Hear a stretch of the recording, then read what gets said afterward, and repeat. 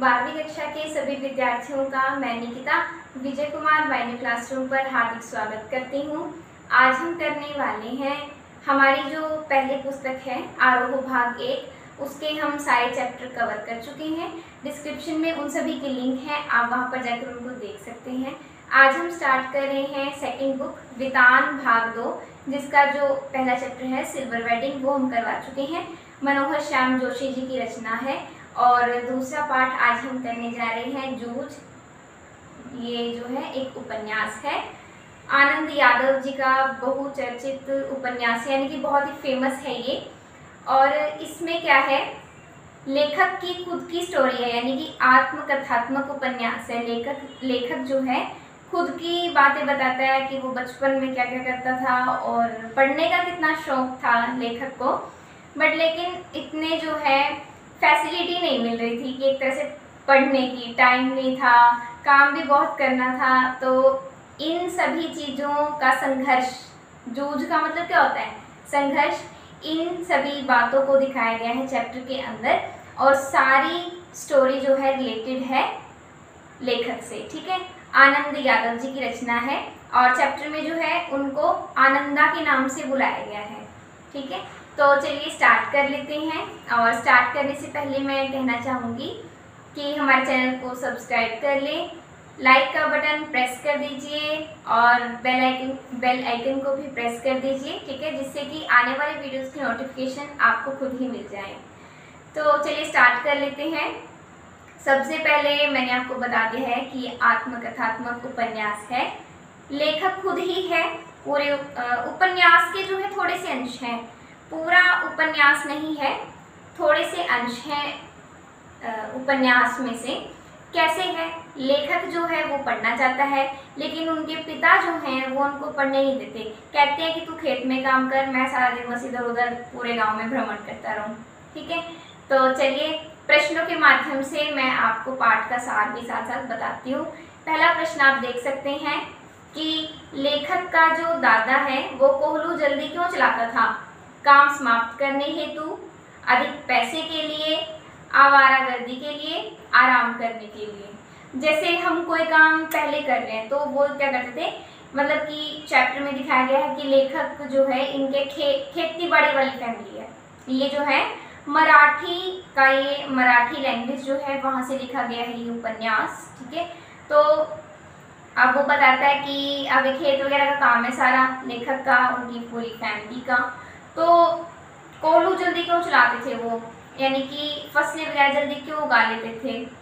क्या रीज़न होता है? अधिक पैसे के लिए। कि क्या करते थे कि जैसे औरों से पहले फसलें लगा ली, ठीक है, तो अगर फसल पहले लगी है तो वो कटेगी भी पहले, जिससे क्या है अर्निंग अच्छी होगी, पैसे ज़्यादा मिलेंगे, ठीक है।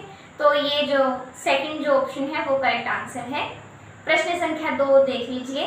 लेखक की कक्षा के मॉनिटर का क्या नाम था? लेखक की कक्षा का मॉनिटर कौन था? वसंत पाटिल, चौहान पाटिल, मनोहर पाटिल या फिर राव पाटिल? कौन है मॉनिटर? वसंत पाटिल नाम का एक लड़का है, वो बहुत ही ज़्यादा होशियार होता है पढ़ाई में, पूरी क्लास को अच्छे से हैंडल कर लेता है जब टीचर की क्लास में नहीं होते।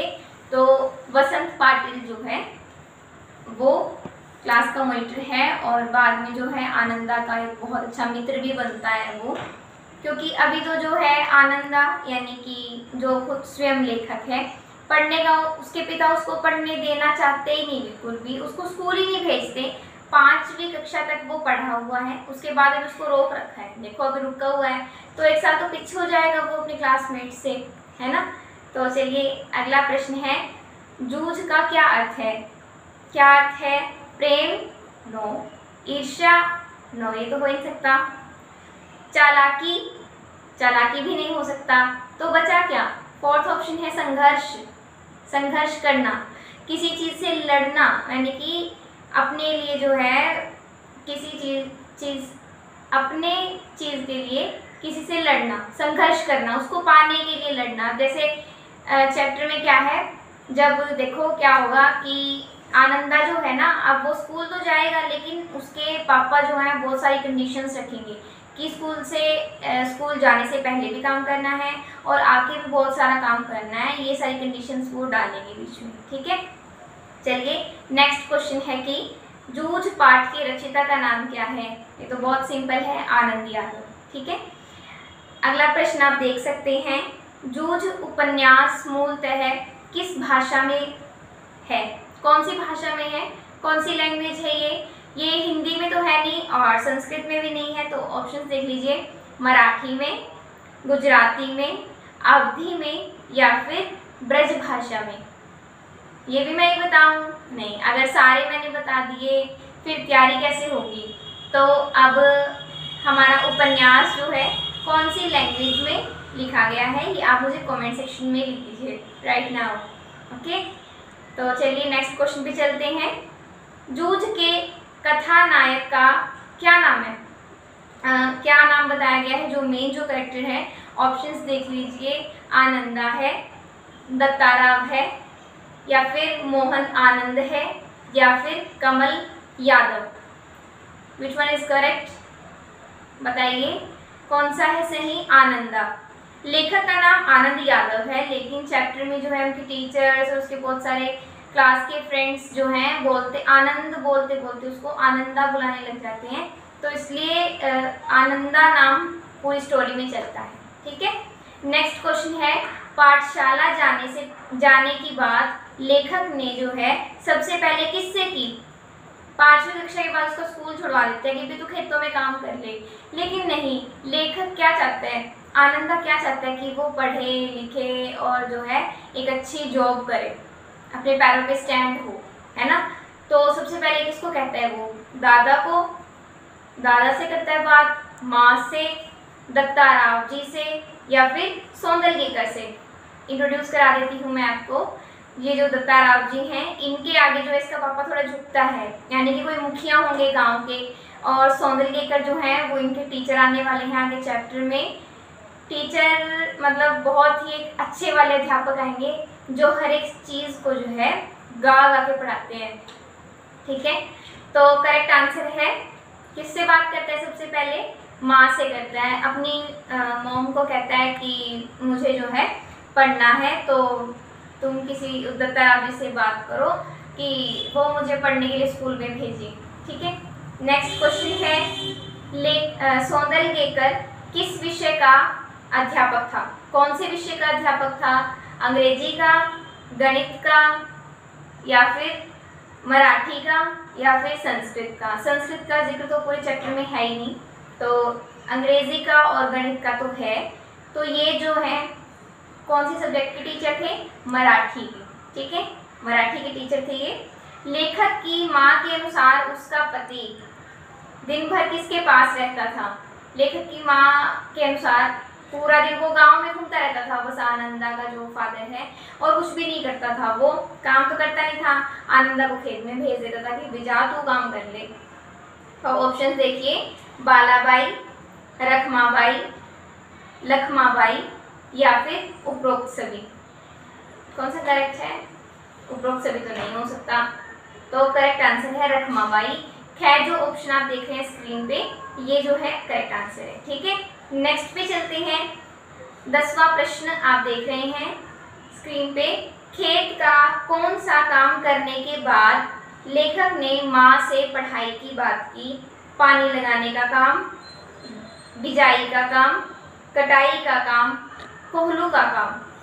कौन सा काम था, कोहलू का काम, वो जो हल सारे चलाते हैं खेत में उसको कहते हैं कोहलू चलाना, ठीक है। तो वो चला के अपना सारा वो बीजों की रुपाई सी करके उसके बाद जाता है अपनी बात करने के लिए पढ़ाई की कि आगे स्कूल में जाए, एडमिशन मेरा करा दो, मुझे पढ़ना है, मैं कुछ बन जूँगा पढ़ लिख के। चलिए अब प्रश्न संख्या 11 की ओर चलते हैं। क्या कहता है कि पढ़ना है मुझे, किसके लिए पढ़ना है, नौकरी पाने के लिए पढ़ूंगा, जॉब लगूंगा तो आगे जो है मुझे ये अब खेत में धक्के नहीं खाने पड़ेंगे, तो मेन पर्पस आनंदा का यही रहता है, ठीक है। तो प्रश्न संख्या 11 देखिए, लेखक क्यों पढ़ना चाहता है। अब देखो मैंने अभी जस्ट बताया ही है, तो आप क्या करो, इसका जो है मुझे आंसर कमेंट सेक्शन में लिख दो। कौन सा आंसर करेक्ट है, ज्ञान के लिए, नौकरी के लिए, विद्वान बनने के लिए और कवि बनने के लिए। कवि का तो कुछ आया नहीं जिक्र, गाता तो है वो पोइट्री, जैसे अब उसकी टीचर आते हैं चैप्टर में, सौंदलगेकर मराठी के अध्यापक हैं, सारी कविताएं बड़ा प्यार से गा गा के पढ़ाते हैं। तो क्या करता है, खेतों में जिस टाइम वो पानी वगैरह दे रहा होता है या फिर कुछ भी काम कर रहा होता है तो वो ना गाने लग जाता है साथ में, तो उसका अकेलापन भी दूर हो जाता है। गा गा के खेतों में पानी दे देता है, बीज वगैरह जो भी रोपित करता है वो अपने सारे काम कर लेता है गा गा के। ठीक है, तो प्रश्न संख्या 11 का तो मुझे आंसर कमेंट सेक्शन में लिख दीजिएगा। प्रश्न संख्या 12 पे चलते हैं। लेखक अपने पिता से क्या करता था? क्या करता था वो? डरता था, प्रेम करता था, ईर्ष्या करता था, इनमें से कोई नहीं। वो बड़ा डरता था। डरता था ना, डरता था, तभी तो वो अपने स्कूल की बात नहीं कर पाया कि मेरे को जाने दो। ठीक है, तो अगला प्रश्न आप देखिए, प्रश्न संख्या 13। जूझ कहानी में किस प्रवृत्ति का उद्घाटन हुआ है? कौन सी प्रवृत्ति दिखाई गई है? प्रवृत्ति क्या होता है, यानी कि स्वभाव, नेचर। कौन सा है कि देखिए, पढ़ने का, खेलने का, खाने का या फिर संघर्ष का। कैसी प्रवृत्ति दिखाई गई है? तो संघर्ष वाली प्रवृत्ति है कि जूझ रहा है वो एक टाइप से अपने लिए। संघर्ष का जो है, संघर्ष की प्रवृत्ति दिखाई गई है। देखो अब आगे जो हमारा क्वेश्चन है, नेक्स्ट क्वेश्चन देखिए एक बार आप। स्कूल से आने के बाद लेखक को कितने घंटे जो है पशु चराने होते थे? अब देखो हम क्या करते हैं, हम तो स्कूल से आते हैं, बैग फेंक दिया एक साइड, हम गई हैं, बैग गई हैं, जूते गई हैं, कुछ गई हैं, ऑर्डर लगाते हैं मम्मी को, पानी ले आओ, चाय ले आओ, जो भी है खाना ले आओ, राइट। और अभी देखो ये बेचारा स्कूल से आया ही है, इसका पापा कहता है जा खेत में चला जा और पशु चरा के आ। अब पशु कितने घंटे चराने हैं, ये ऑप्शन देखो आप, 1 घंटा, 2 घंटा, 3 घंटा या फिर 4 घंटा। तो 1 घंटा जो है राइट ऑप्शन है। 1 घंटे तक उसको पशु चराने हैं। स्कूल से आया ही है बेचारा, रोटी पानी खाए, सांस ले, वो अलग है, वो तो है ही नहीं कहीं पे भी। तो कितना काम करता है, स्कूल जाने से पहले भी वो बहुत काम करके जाता है, खेत का ही। लेखक को गणित पढ़ाने वाले मास्टर का क्या नाम था? वसंत नहीं, वसंत तो क्लासमेट था। सौंदलगेकर नहीं, ये मराठी के अध्यापक थे। मंत्री रत्नप्पा, रत्नप्पा तो उसके फादर का नेम है, तो बचा कौन? मंत्री। मंत्री जो है वो सही उत्तर है, मंत्री हैं गणित के टीचर। ठीक है, प्रश्न संख्या 16 देखिए। जिस शरारती लड़के ने लेखक का गमछा छीना था उसका नाम क्या था? क्लास में एक बड़ा ही बदतमीज और शरारती लड़का भी था, जो हमेशा जो है आनंदा को परेशान करता रहता था। कहीं ना कहीं कभी मतलब जो है उसका बैग खींच लेता था, कभी उसका वो जो भी वो डालता था पन्ना गमछा वगैरह वो खींच लेता था, तो बड़ा उसको परेशान करता था वो। क्योंकि देखो मैंने बताया था स्टार्टिंग में कि 5th क्लास तक आनंदा पढ़ चुका है। ठीक है, अब उसके घर वालों ने जो है उसको मतलब कि छुड़वा दी उसकी पढ़ाई। जब उसने दोबारा ज्वाइनिंग की स्कूल में, जब उसका दोबारा नाम लिखा गया तो वो 1 साल का गैप आ गया। अब कक्षा में सारे नए बच्चे थे, अब वो अपने फ्रेंड्स के साथ नहीं था आनंदा। ठीक है, तो ऑप्शंस देखिए।